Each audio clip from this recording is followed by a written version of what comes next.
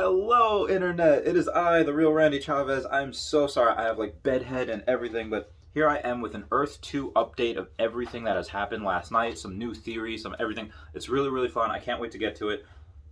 But before I do, please smash that like button, comment, like, and subscribe. Comments are good for the YouTube algorithm. All right, here we go. And use my referral code for 5% cash back on land that you purchase.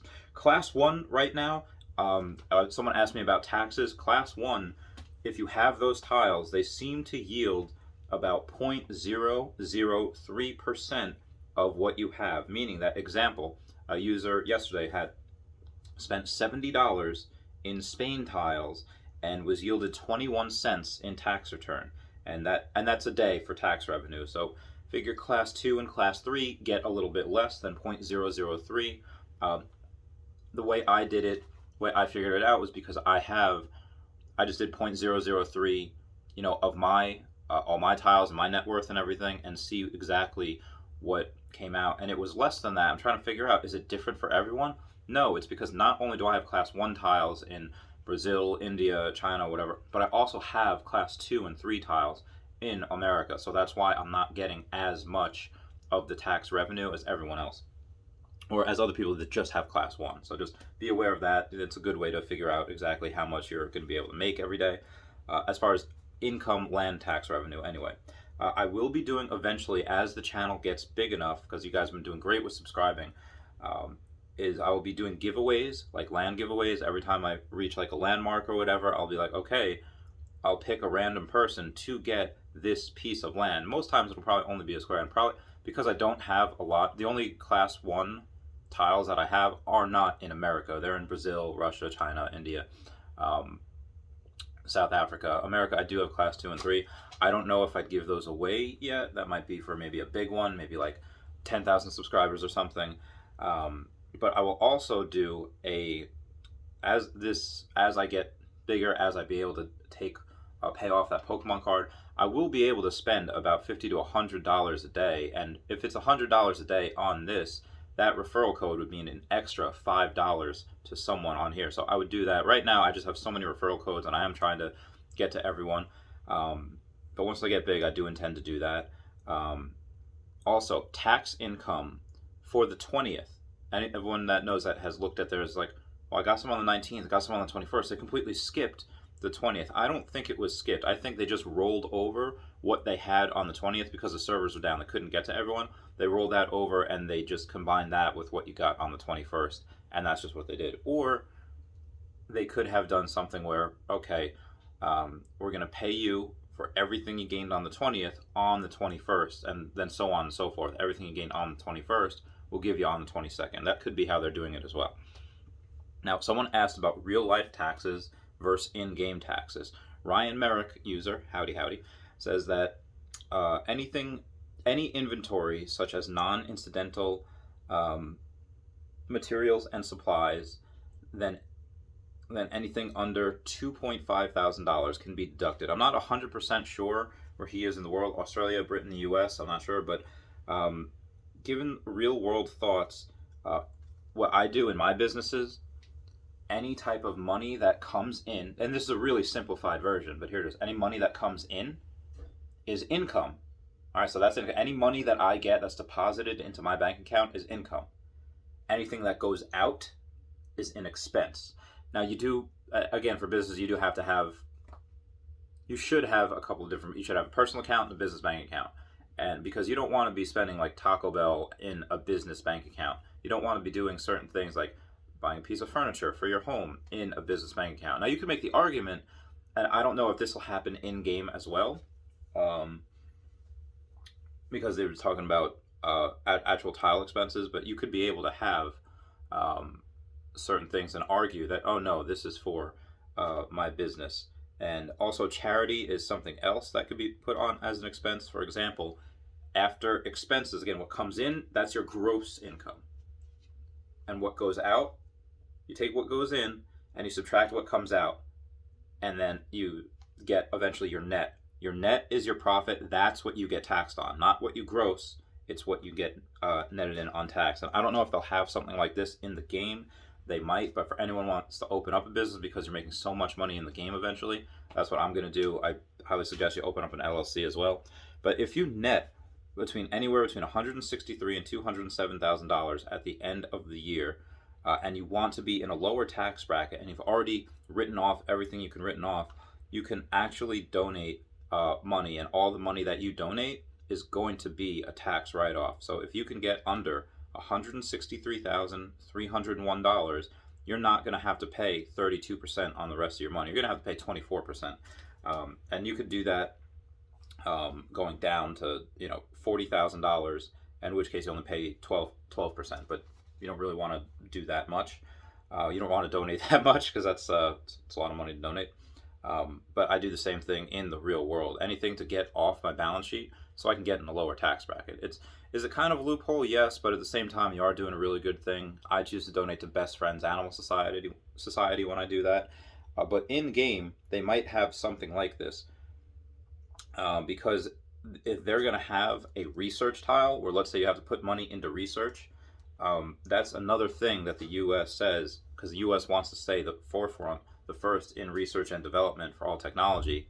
They'll say, like, hey, if you spend any money on R&D, that whole thing is a tax write-off, even though it is going towards making you more money eventually.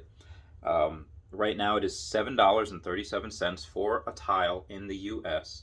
I put a little bit more money this morning into South Africa.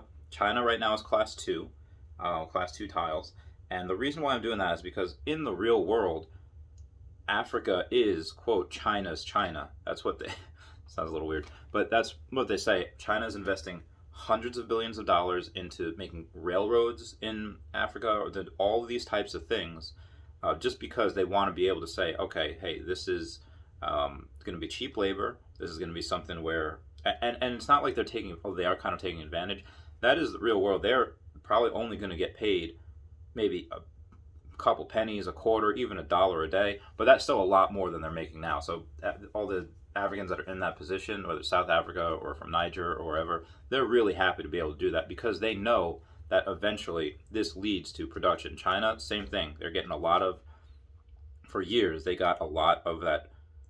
They had to work for really, really cheap labor. They were hard workers, and we had to tell them to do something once, and they were able to do it, and they're extraordinarily smart. So now they're one of the greatest superpowers in the world, and places like South Africa can do that as well, given enough time. So that's why I'm putting money into South Africa, because I know a lot of China will do that as well when they get in the game. For speaking of South Africa, also for dolphin fishing, I just made that one as well. Basically, what fishers do in Africa, but South Africa as well, is that they've trained the dolphins to be able to drive in schools of fish, and this might be something that you can do in game. What they do is I train the dolphins. They make like a certain call, and the dolphins drive in schools of fish, and the fishermen throw out their nets. And as they throw out their nets, they catch all the fish that the dolphins bring in, but they do catch the dolphins in the nets as well. But the dolphins don't struggle. They don't panic because they know that as the fishermen reel in their nets, they'll let the dolphins go. And, well, why do dolphins do that? If they're going to get caught, the potential for danger. Well, as they reel in the fish, as the dolphins drive them in, and they let the dolphins go, they take some of that extra fish that they have, and they feed it to the dolphins. So they kind of split the spoils, as it were. It's really cool. I really want to do something like that in-game. A dolphin fishing center, not where you fish for dolphins, but where you can actually make friends with the dolphins and stuff like that. I thought that'd be really cool. So as far as first place goes, we have Nudge in first place. That's $25,000 credits. He's from the U.S. User 288928 has 16,000 credits. He's from China. Third place is some long-ass name in the U.S., $13,800. Fourth place has his referral code, $11,000.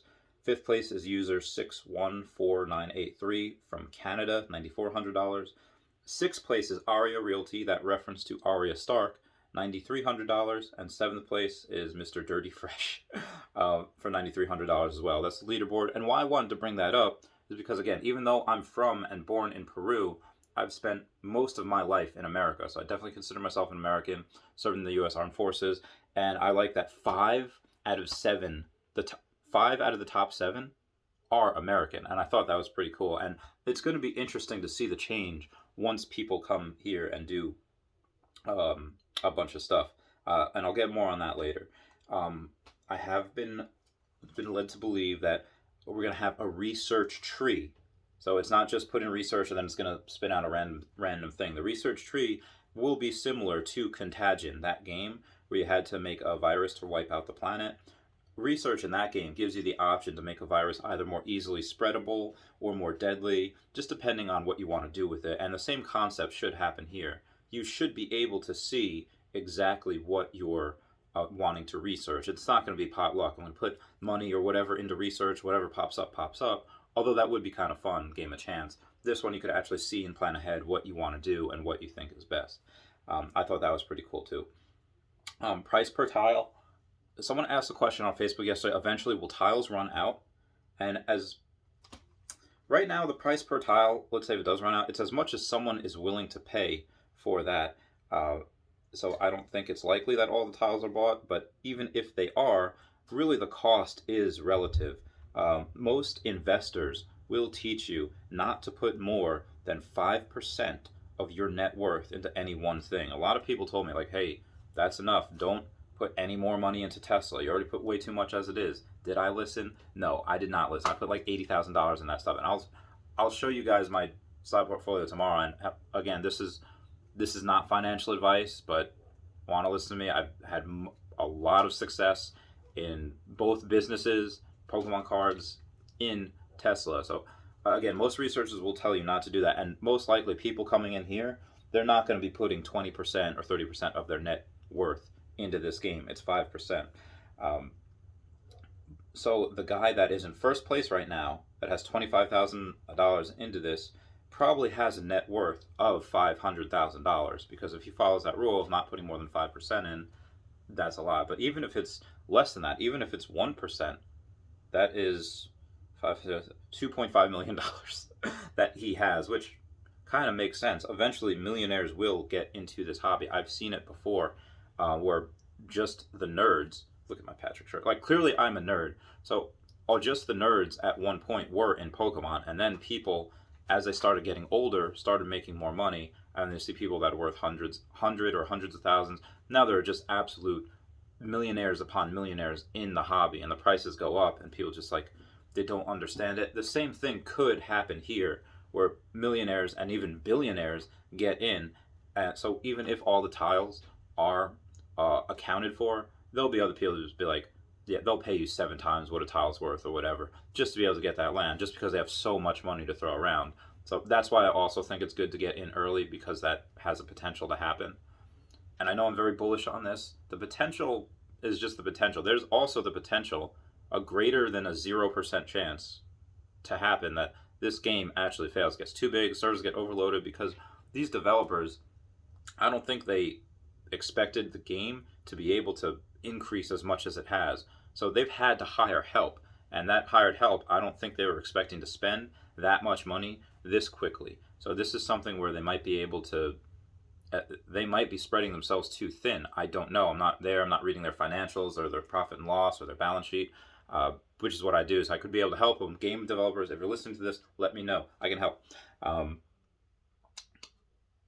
There, someone made the joke that just wait until that $600 stimulus check comes in, and that's something that I've actually seen in the Pokemon world as well, and in stocks with kids on Robinhood, taking that $1,200 stimulus check, putting it into whatever they want. Something similar could happen here. You might see a huge bump in prices around the world when that $600 stimulus check comes in. Right now, there's not a lot of people that are in this, but if it gets big enough, by the time that stimulus check comes in, you can expect to see a huge bump. Farming. So because you can do anything in this, you might be able to make an actual farm. Because let's say you could hired workers. If there are NPCs that you can hire to do work for you, they could, let's say, go out on your land and collect resources and do whatever. They might not just do that for free. You might have to build them a small shack to live in. You might have to feed them and give them room and board. So if you're doing a farm, something I think would be really cool is for you to have pets. Because in the real world, let's say around 4400 BC, cats started hanging around farming communities in the Fertile Crescent area, and they were essentially just rodent patrol.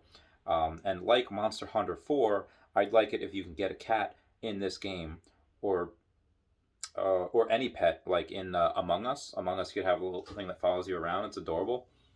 Mice and rats typically are attracted to crops and agricultural byproducts, so having cats follow you around makes the most sense. That's why I said cats instead of anything else like a owl or a dog or pretty much anything you take with you to your Harry Potter school. Just cats make the most sense as far as farming, because most likely they'll have difficulties in the game. Like, not everything's going to go smoothly. There's going to have a level of difficulty to it, or like, oh, can't do this because of this. Oh, what's a good way to get around it? Oh, if you can't have these farms, or some of your farm is being destroyed every year, and you get cats, that would be really cool. That's something I'd really like to see. But if I'm going to mention cats, I was a veterinarian assistant for like 9 years before I joined the military, so I definitely love both cats and dogs. So I'm in a scenario when dogs might come in here. About 30,000 years ago, there weren't really dogs. Humans were in the last ice age. Humans would be following herds of caribou and the like around, and there were just wolves. And a lot of wolves, they wanted the bones of the animals that the humans hunted. So if there's hunting in this game and you have to essentially camp, I think that'd be cool if you could domesticate animals or have them domesticate you. Because right now, only the wolves, again, 30,000 years ago, that were brave enough to come close and to get the human scraps, they were the ones that got it. But back in the day, getting too close to humans could be fatal. So there might be some code in the game that doesn't make wild animals come to you. Only a small percentage of them, like maybe 1 to 5%, will come, and you could like give them love or whatever. Or it could be their choice to domesticate us, because again, it's humans that are doing all the hunting, that are doing all the risk, and they would essentially, dogs would be okay. They could be the scraps, they'd be cute and breed puppies. That'd be great if they can do breeding. Same with Pokemon. That'd be fun as hell. But yeah, essentially we take the danger out of life for the wolves if we can domesticate them into dogs. I think that would be really fun, a really fun way to have this, because they could be security for all of us, and artificial selection, artificial evolution, and breeding would be cool. That is it for this update, guys. I love you guys. Please comment, like, and subscribe. Again, shout out to my Patreon members. I did wake up a little sick, so I'm not going into the office today. I'm going to rest and relax and try to get back to it tomorrow. So I love you all. We should all love each other. Oh, guilds. I forgot to mention guilds. Okay, so guilds in this game, similar to, I've mentioned them before, like alliances and coalitions. And if there's going to be a peaceful and a warring world, I don't think it's going to be 100% necessary to align yourselves with everyone else to be able to be like, oh yeah, let's be safe. Let's be safe. Because if you want to be in the warring world, you should be able to go in the warring world. If you want to be in the peaceful world, you should be able to go there, and vice versa. So anyway, guys, it might not be necessary, but it's fun.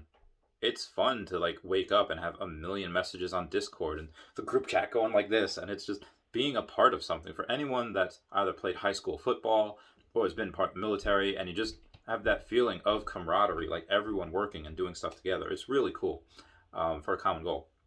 Well, guys, I love you. Pray that I have a better hair day than this. Please use my referral code. Class dismissed. Patreon. Meow.